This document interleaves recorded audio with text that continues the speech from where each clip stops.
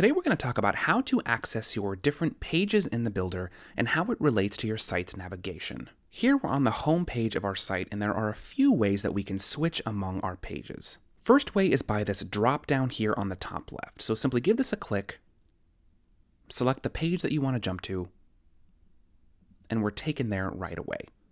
We can also access pages by clicking them in the actual website's navigation here. So we can click to, let's say, About Us in the header bar, and that works just as well. One final way would be to pop out our Pages tab here from the left toolbar.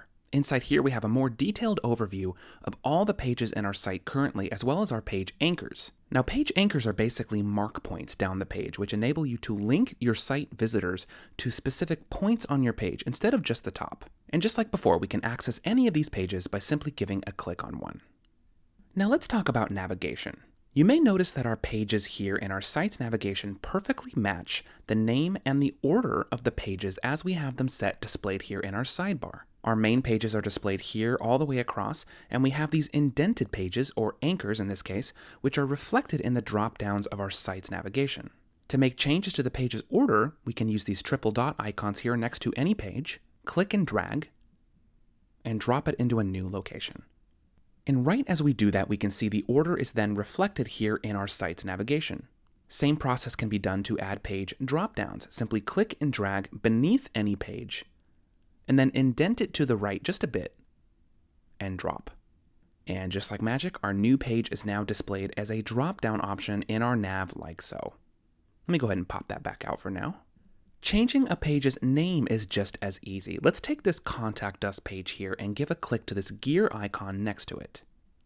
We can select this first option here to rename it, and then type anything we want. In this case, let's just do Contact, and click Rename. And immediately the page's name is updated both in our page list and our site's menu bar.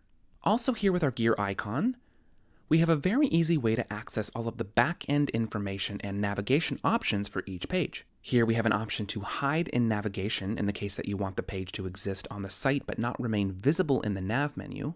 You can do so for each device individually or all together. A duplicate option, so you can easily use any page as a template for a new one.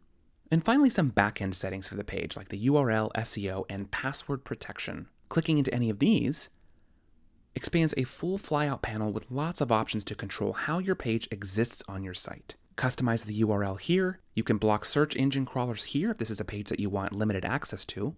You've got your page title and description, as well as keywords, all working towards your page's SEO. An option to set a password for the page, and finally a place to add some code into the page's header if you so choose. One final thing I'll add here, let's take a look at our actual nav bar on the top of our page. Now, in the case that you don't want the navigation to automatically reflect your page order in the left panel here, this is easily accessible as well. Simply right-click on the navigation widget, and we'll select Edit Content. And this settings panel here allows you to change this navigation setting to reflect custom links. Simply switch that over, and you can then create your very own navigation structure line by line.